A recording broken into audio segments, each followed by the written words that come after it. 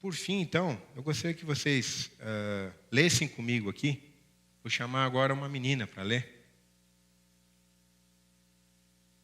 Por favor, bem rápido, uma moça. Não tem moça aqui que queira ler? Ai, Camila. Anabel? Vem. Dá aqui, não precisa nem olhar para lá. Está desligado? Fala aqui. Ah, tem? Fala aí. Tá aí, ó. Boa noite. Vocês podiam ler junto com ela? Vamos lá, gente. Creio em Deus, Pai Todo-Poderoso, Criador dos céus e da terra, e em Jesus Cristo, seu único Filho, nosso Senhor, o qual foi concebido por obra do Espírito Santo. Nasceu da Virgem Maria, padeceu sob o poder de Pôncio Pilatos, foi crucificado, morto e sepultado. Desceu ao Hades, ressuscitou ao terceiro dia, subiu ao céu e está sentado à mão direita do Deus Pai Todo-Poderoso, donde há de vir para julgar os vivos e os mortos. Creio no Espírito Santo, na Santa Igreja Universal de Cristo na terra, na comunhão dos santos, na remissão dos pecados, na ressurreição do corpo e na vida eterna.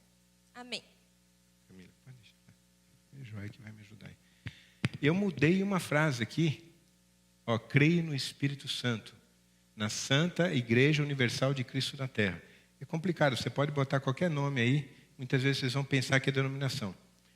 Isso é o credo apostólico, né? No passado, no primeiro século, quando eles começaram a definir esse credo, na igreja quando começou, tinha gente que morria, né? Porque está falando aqui que Jesus Cristo é o único Filho, nosso Senhor. E Senhor aí ofendia César naquele tempo, né? E quando está falando na igreja, aqui é a igreja católica, que a palavra significado é universal, mas de repente você fala igreja universal, você pensa que é igreja universal. E outra mundial também poderia, você pensa que é igreja mundial, né? Mas é esse o significado, uma só igreja, um só corpo, né? Cristo veio, pelo Espírito, né? Veio formar uma igreja do qual nós fazemos parte. Aqueles que são de Deus fazem parte da igreja, né? Tem muitas denominações, tem muitas igrejas, mas na verdade existe uma igreja universal de Deus. Amém? Aquela que Deus vai reunir no final dos tempos. O tema de hoje da mensagem, depois que você creu, uma perspectiva bíblica da conversão cristã. Então é interessante porque nós sabemos que é importante a fé em Cristo, né? E muitas vezes a gente é claro que é importante aquilo que a gente crê, né? E mais importante é não o tamanho da nossa fé, mas em quem nós cremos. E por isso que nós estamos falando sobre aí o credo apostólico, não menos, não mais que isso, né? E está escrito em Romanos 10, né? Se você confessar que Cristo, que Deus, né, o ressuscitou dos mortos, né? Confessar com a tua boca será salvo. Então é uma fé no Senhor Jesus, uma fé que Deus imputa, né, justiça quando nós colocamos nossa confiança no Filho de Deus. Mas aí vem a pergunta: e depois que você creu? Muitas vezes a gente acaba perdendo, então, essa visão, vamos dizer assim, né, da conversão cristã, um processo da conversão cristã. Eu queria convidar vocês para ler 2 versículos, agora eu vou ler com vocês 2 versículos de Filipenses 2, de 12 a 16.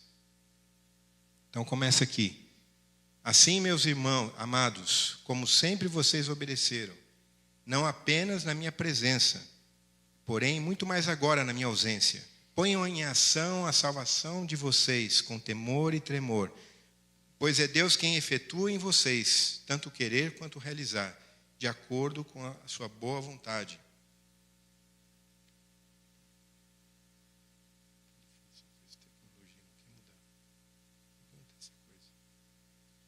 Façam tudo sem queixas nem discussões, para que venham a tornar-se puros e irrepreensíveis, filhos de Deus inculpáveis no meio de uma geração corrompida e depravada, no qual vocês brilham como estrelas no universo, retendo firmemente a palavra da vida. Assim, no dia de Cristo, eu me orgulharei de não ter corrido nem esforçado inutilmente. Esse texto faz parte de Filipenses 2, é claro, e essa leitura do Filipenses 2, ela começa, né, no capítulo 1. Então, a introdução desse texto fala lá atrás, olha, se estamos em Cristo, então se estamos em Cristo, tem alguma motivação. Então, nós temos a exortação de amor, temos comunhão no Espírito. Se estamos em Cristo, temos profunda afeição e compaixão. Então, se por estarmos em Cristo temos essas coisas, ele fala uma palavra-chave aí, né? Quer ver? Eu ouvi de um pastor, mas parece que existe isso. Você pode abrir sua Bíblia ou você pode ligar a sua Bíblia, né? Se você tiver um tablet, vai ajudar. Ele fala assim: completem a minha alegria. Essa palavra completar é deixar cheio, mas é deixar acabado. É alguma coisa que começou e precisa ser aumentado, crescido. Como? Tendo o mesmo pensar, o mesmo amor, um só espírito e uma só atitude. E ele vai falar lá no versículo lá na frente: seja a atitude de vocês a mesma que houve em Cristo, que ele se esvaziou a si mesmo, veio como servo, tomou forma semelhante aos homens, humilhou-se e foi obediente até a morte. Então ele está falando aqui de Jesus, né? Se você está em Cristo, tem uma atitude parecida com ele. Esse é o contexto que está falando agora. Se vocês já estão em Cristo, tem uma atitude parecida com Cristo. Por isso Deus o exaltou à mais alta posição. Ele deu um nome que está acima de todo nome, para que ao nome de Jesus se dobre todo joelho no céu e na terra e debaixo da terra, e toda a língua confesse que Jesus é o Senhor, para a glória de Deus Pai. Amém? Então, nesse texto, ele está falando o seguinte: Deus cumpriu em Jesus aquilo que foi escrito no Novo Testamento, no Velho Testamento. A gente tem colocado as mensagens aqui, tá, no nosso canal do YouTube, que vocês vão poder pegar o link lá no nosso Facebook. E teve quando a gente falou da vida de Davi, quando Davi profetizou, né, fala assim: haverá um justo que domine sobre os homens no temor de Deus. Então, quando Jesus ressuscitou, chegou para os discípulos, falou o seguinte: toda autoridade me foi dada. Portanto, né, o que Jesus está falando é desse texto que a gente acabou de ler. Por isso Deus o exaltou da mais alta posição e lhe deu um nome que está acima de todo nome, para que ao nome de Jesus se dobre todo o joelho, no céu, na terra e debaixo da terra, e toda a língua confesse que Jesus Cristo, né, é salvação de Deus, Cristo é Rei, é o Senhor, para a glória de Deus Pai.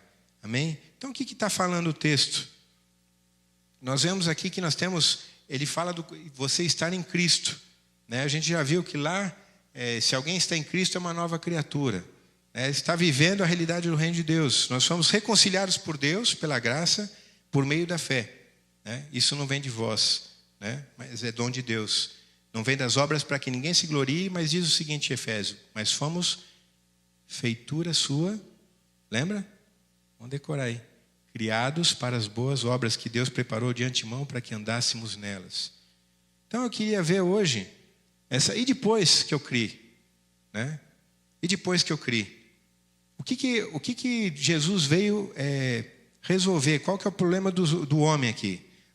Deus criou o homem, a sua imagem e semelhança, diz isso. Isso é ser homem. O que é ser homem? Aquilo que Deus criou. Deveria ser. Deus criou o homem à sua imagem e semelhança, né? Para refletir a glória de Deus, que é invisível, é santo, não é contido no espaço, no tempo e na matéria. Deus é espírito, em verdade. Tornando visível a glória de Deus e seu caráter na criação. Deus colocou o homem para refletir. E com a rebeldia do homem, duas coisas aconteceram. A separação de Deus, Romanos 3:23, todos foram separados de Deus, mas também aconteceu um negócio que é deturpação, desfiguração. O homem deixou de refletir essa imagem de Deus nele, né? Então, quando Deus prometeu que haveria um justo que domine, botar ordem na casa, né, o rei, né, Deus fala o que lá em Pedro? Nós somos reis e sacerdotes. Isso tem a ver com Jesus. Ele é o rei e sacerdote. em Hebreus que fala que é da ordem de Melquisedeque, era um rei de Salém, mas era um sacerdote eterno de Deus, né? Então, Jesus veio nos reconciliar com Deus, mas ele veio colocar ordem em todas as coisas, todas as coisas. Então, essa é a perspectiva bíblica que a gente deve estar pensando quando a gente fala, né, sobre a conversão cristã. O propósito de Deus, através da morte e ressurreição de Cristo, né, causou, então, a redenção, a reconciliação do homem com ele por meio da fé, para a purificação dos pecados, mas também pela graça de Deus, através da operação do Espírito Santo em nós, nos capacitando. João diz o seguinte: veio para os que eram seus, e os seus não o receberam. Mas a todos aqueles que o receberam, deu-lhes poder de serem feitos filhos de Deus. O Espírito Santo operando em nós. Em Efésios, esse empoderamento que fala, né? Em Efésios também nos lembra que o propósito de Deus na criação, Efésios 1, e agora o plano da redenção era ter filhos que fossem transformados da condição da humanidade deturpada, caída, para o propósito de Deus de sermos parecidos com Jesus, na mesma imagem. 2 Coríntios 13, 18. Nós somos, com o rosto descoberto, olhando como espelho, somos transformados na mesma imagem. Antes, a gente era a imagem, agora que era um espelhamento. Agora Deus quer fazer uma coisa que é como se fosse um espelho. Batia a glória de Deus longe, agora Deus quer que a gente reflita de dentro para fora, né? A gente não sabia nem que era o certo e errado. Mas diz a Bíblia que Deus nos deu um novo coração. Por outro lado, a gente tem uma confusão hoje em dia, né? Porque muitas vezes a gente fala assim: mas será que não basta crer? A salvação não é pela graça, por meio da fé? Será que eu preciso? Será que é importante agora eu procurar fazer o bem? Né? Faz diferença para Deus se eu busco fazer o bem ou se eu busco fazer o mal, se eu me esforço? Essa é uma pergunta. Muitas vezes a gente pode pegar Romanos 7 e falar: miserável homem que sou, o bem que eu quero fazer não faço, o mal que eu não quero fazer se eu faço. Eu posso interpretar dessa maneira. A gente também pode dizer: ninguém pode surpreender a Deus, e Deus vai me perdoar, embora diz ali em Gálatas, né? Onde superabundou o pecado, superabundou a graça. Então eu vou pecar para que abunde a graça? De jeito nenhum. Não vamos permanecer. Não tem, porque a gente diz também: não tem nada que eu possa fazer que me possa fazer mais agradável a Deus. Ninguém pode comprar a salvação. Então, muitas vezes, que é uma verdade, né, a gente não podia se reconciliar, a gente não pode se reconciliar com Deus, simplesmente querendo, né, chegar diante de Deus e falar: Deus, eu mereço salvação. Mas a gente sabe que a gente foi justificado porque Jesus, que não tinha pecado, se fez pecado para que a gente pudesse ser justificado. Por outro lado, então a gente sabe isso, muitas vezes a gente fala: então não é importante esse negócio de se preocupar em fazer o certo e errado. Por outro lado, a nossa cultura atual tem outra relativização, né, do que é certo e errado. O que é bom, o que é mal, né? Cada um tem que ter sua consciência, não é assim? Ser verdadeiro para com você mesmo. Não é isso que a gente ouve? Isso muitas vezes entra dentro da igreja. Jesus falou: santifica-os na verdade. A tua palavra é verdade. Então não tem relativização do que é verdade, né? Pode ser que você ainda não conheça toda a palavra de Deus, certo? Luz para os meus pés, né, são a tua palavra, né? Para o meu caminho são as tuas palavras. Então, na verdade, é que nem aquela história que você já ouviu falar: quem sabe toda a verdade? Quem pode conter toda a verdade? É impossível um ser humano conter toda a verdade, porque ele é limitado, é um observador. Eu estou olhando desse lado, não sei o que está atrás daquela parede. Então, tem um exemplo que alguém fala: ó, tem um elefante numa sala, 5 pessoas lá dentro, né, 5 cegos, e cada um se aproxima do elefante. Um encosta na pata, outro encosta no rabo, na orelha, na tromba, e aí você pergunta para cada cego como é o elefante, né, na barriga, e cada um vai dar uma história diferente para vocês. Então a pessoa fala: está vendo? Verdade é relativa, correto? Ei, Camila, o que está complicado? Para o cego é verdade, mas se alguém tiver vista, entrar naquela sala, ele vai olhar o elefante, e aí ele pode contar para os cegos como é o elefante. Toda essa história começa: se a palavra de Deus é verdade, se você confia em Deus, Se você confia em Jesus, então agora você confia que Ele vê, que Ele não é um professor cego, né? E essa conversão agora é o que a Bíblia fala, né? Desenvolver o caráter cristão. Como que acontece isso? Romanos 5 fala que a esperança não desaponta. Aquilo que Deus começou a fazer, Ele vai fazer em nós. Romanos 12 diz que transformai-vos, vocês precisam ser transformados pela renovação da vossa mente, né? A gente precisa ter a mente de Cristo. Amém? Então isso é a conversão cristã. Então vamos, queria voltar aqui para o texto, para a gente encerrar essa parte de... Deixa eu ver se eu vou conseguir aqui. Consegui. Está invertido na cabeça.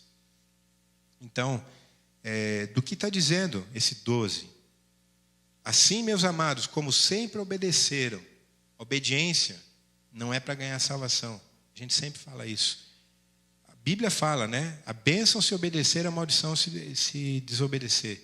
Mas no Novo Testamento o conceito aqui é o seguinte: você obedece porque você é grato a Deus, né? Você obedece. No Velho Testamento tinha uma figura lá que ia furar, que nem o Eric aqui furou a orelha, mas naquele tempo eles iam no umbral da porta, né? Chamava escravo de amor, alguém que recebia a carta de alforria, mas gostava tanto daquele senhor que ele chegava lá na orelha, mas era com prego que fazia isso, marcava na porta e ele dizia: eu virei um escravo de amor, eu não sou mais obrigado, eu fui livre, mas agora eu quero servir por amor. Esse é o conceito de obedecer.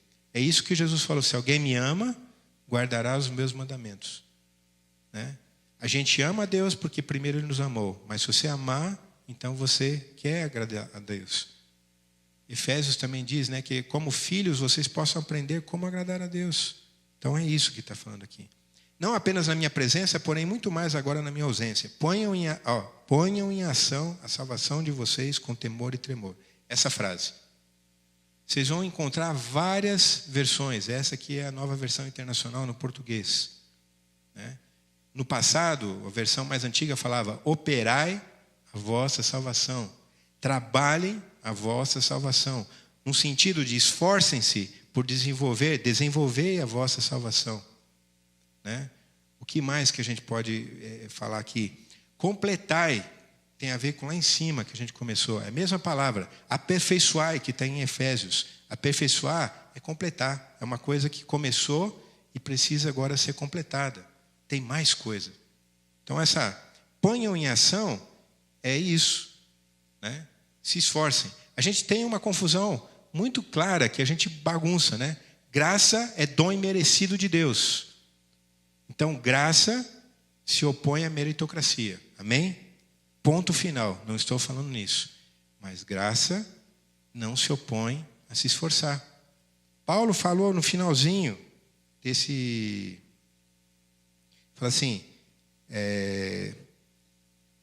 no dia de Cristo eu mergulharei de não ter corrido nem me esforçado inutilmente. E Paulo fala em outros versículos que eu me esforcei, mas na força de Cristo. Então não é na sua força. Quando está falando aqui de esforçar, tem a ver com o que a gente já falou, né? Que vocês receberam o poder de serem feitos filhos de Deus. É o Espírito Santo operando em nós. Então, esse se esforçar é você exercitar, é você pôr em ação alguma coisa que já está em você. Amém? É mais ou menos isso. É que nem uma pessoa que fala: Deus deu o dom para tocar violão. E eu falo: Deus me deu o dom para tocar violão. Mas se eu acredito que Deus me deu o dom de tocar o violão, o que eu deveria fazer? Me aproximar de um violão. Né? Aí, se eu chegar no violão e o violão estiver sem corda, boto corda.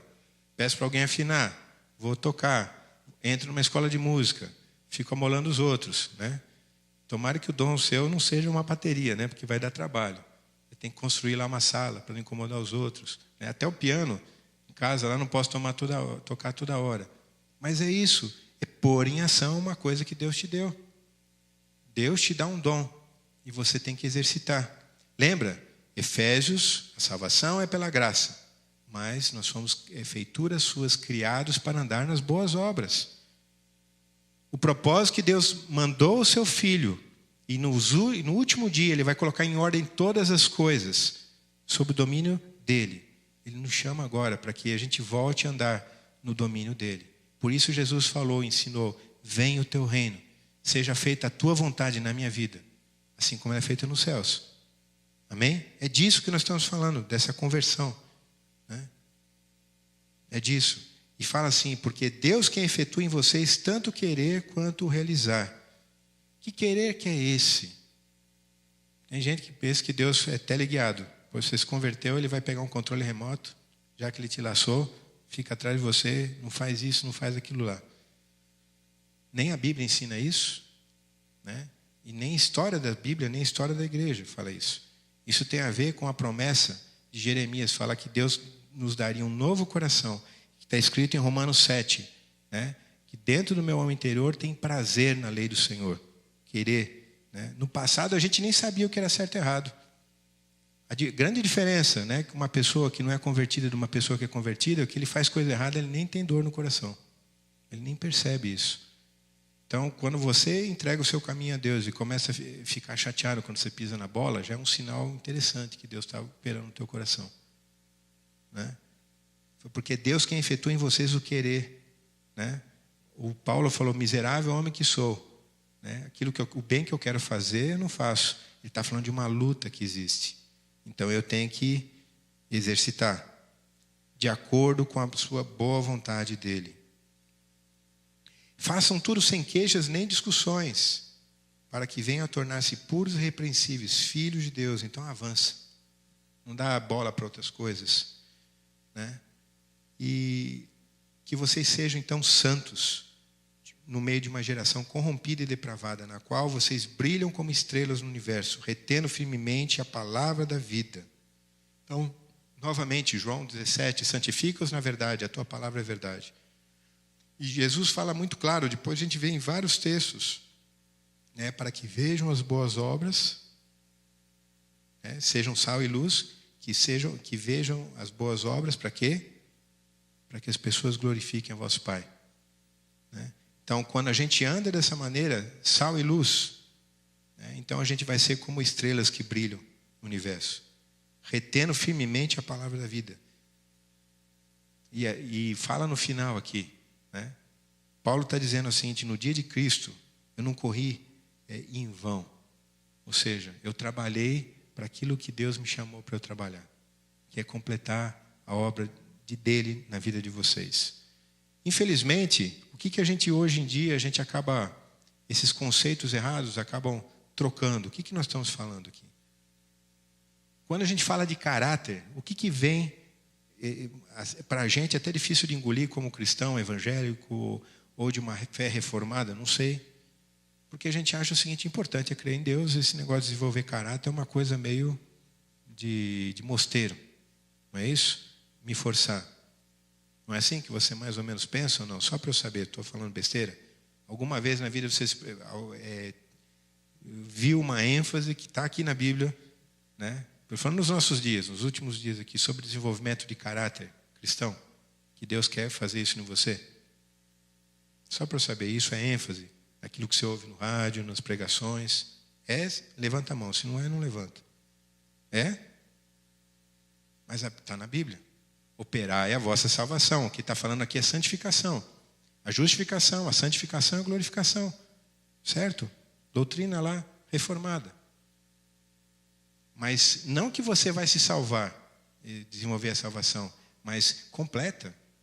Deixa Deus completar, porque é Ele que vai fazer, né? E é uma coisa, quando a gente fala de caráter, é uma coisa que não tem nada a ver com visual. Para pensar a reputação de Jesus. Como é que é? Isaías 53. Sem aparência nem formosura, e não tinha beleza nenhuma para que as pessoas quisessem ele, né? Aliás, muito pelo contrário, falar que as pessoas torciam o nariz e viravam o rosto para ele, né?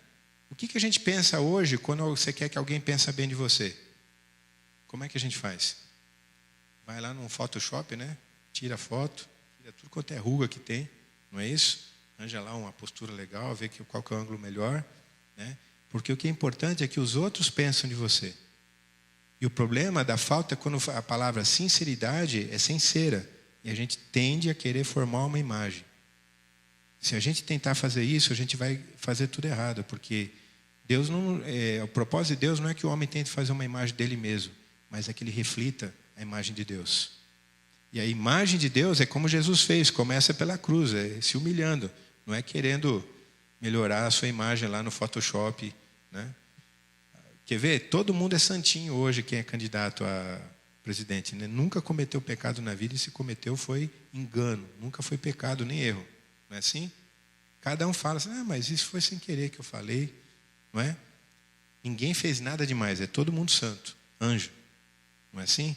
Ou então todo mundo erra, mas não é aí, não é por comparação, porque a nossa comparação é Cristo, perfeito, não tem como a gente negar isso. Então caráter é uma coisa que vem, tá na gente. Caráter é uma coisa que você não consegue fabricar, né? Então essa talvez a coisa mais importante que eu poderia compartilhar com você.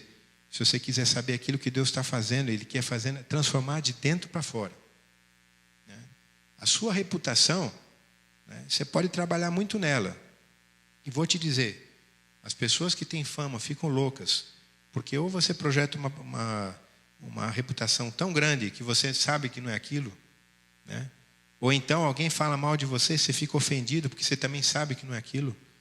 E geralmente ninguém nunca vai conseguir saber quão honesto você é, quão trabalhador você é. E você nunca vai conseguir controlar a sua reputação diante das pessoas. Olha João Batista. Olha os discípulos de Jesus. Olha Paulo, chamaram o cara de tagarela. Simplesmente a pessoa assim que Deus usou e mudou toda a cultura ocidental. Inclusive o que a gente tem hoje nas leis, nos direitos humanos, vem tudo do Novo Testamento. E grande parte vem das cartas de Paulo. Mas ele não era ninguém, nem no meio da igreja. Diz o menor dos apóstolos. Ficavam discutindo quem que ele era maior, né? Apolo. Ele nunca estava de boa. Já viu isso? Paulo só ficou famoso depois que morreu. Perdeu a cabeça ainda, né? Então só assim que ele ficou reconhecido. Porque enquanto ele estava vivo não era nada. Mas o caráter que Deus fez nele é um caráter que podia ser provado. Então, o que Deus quer fazer na tua vida, essa conversão, é que Ele quer que você busque a Ele, que você se esforce, né?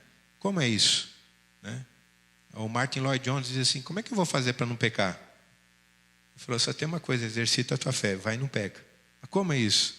Assim, Deus, né? A gente tem que ler a Bíblia. Então a gente gosta de fazer coisas erradas, né? Por exemplo, né? Está escrito na Bíblia, né? Resistir ao diabo, ele fugirá de vós. Também está escrito na Bíblia, fugir das paixões da mocidade. Então o que o pessoal tenta fazer? Tem até um filme que vocês já viram lá, eu esqueci o nome daquele cara com a Beyoncé. Vocês não viram? O cara que é um regente do coral lá? Como é que é o nome do filme? Resistindo às tentações. Bem bíblico, né? Você pode resistir às tentações? O que a Bíblia fala? Fugir das paixões da mocidade. Não vai tentar resistir, você tem que resistir ao diabo.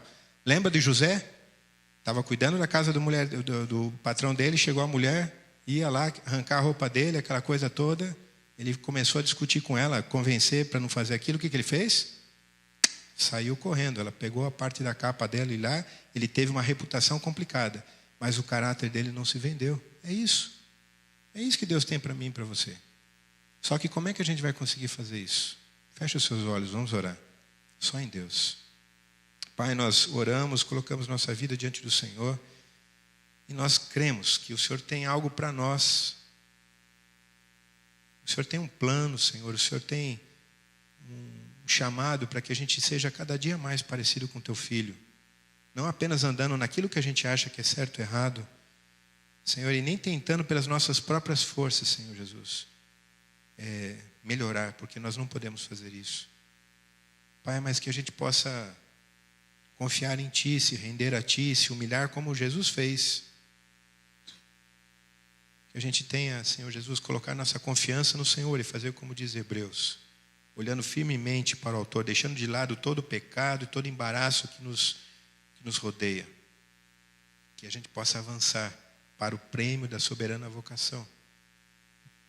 Olhando firmemente para o autor e consumador da nossa fé, aquele que iniciou, nos deu razão para crer, é aquele que vai completar em nós a sua obra até aquele dia. Pai, eu oro para que cada um aqui, Senhor, não olhe para as suas próprias limitações, porque para isso o Senhor veio, Senhor, para aniquilar as obras do pecado, do diabo. E aquilo que estava destruído, o Senhor veio colocar em ordem, Pai. Que nós possamos crer que Tu não és apenas o nosso Salvador, mas é o nosso Senhor. Que o Teu nome é um nome que está acima de todo nome. Toda autoridade está nas Tuas mãos, Senhor. E diz ali, Pai, em Jeremias 18, que da mesma maneira que aquele oleiro estava fazendo o vaso e o vaso se quebrou na mão dele, ele pegou aquele vaso e fez de novo. Está escrito também em Timóteo, Senhor, que uns são para vasos de barro, de honra e de desonra, mas que a gente deve se esforçar, pela Tua graça, mas se esforçar para que sejamos vasos de honra na Tua casa. Da mesma forma, Pai, que esse se esforçar é olhando para Ti, reconhecendo aquilo que ainda nós não somos, mas crendo na esperança, como diz em Romanos 5, Senhor, daquilo que o Senhor está fazendo em nós, porque nós somos nova criatura em Cristo, se estamos em Ti, Senhor. Eu oro por cada um aqui, que não haja confusão, que não haja esses conceitos, que a gente tem da nossa cultura, da nossa forma de pensar, mas que a gente possa transformar a nossa forma de pensar de acordo com a Tua palavra, que é luz e verdade. Isso que nós oramos em nome de Jesus. Amém? Que Deus esteja com vocês.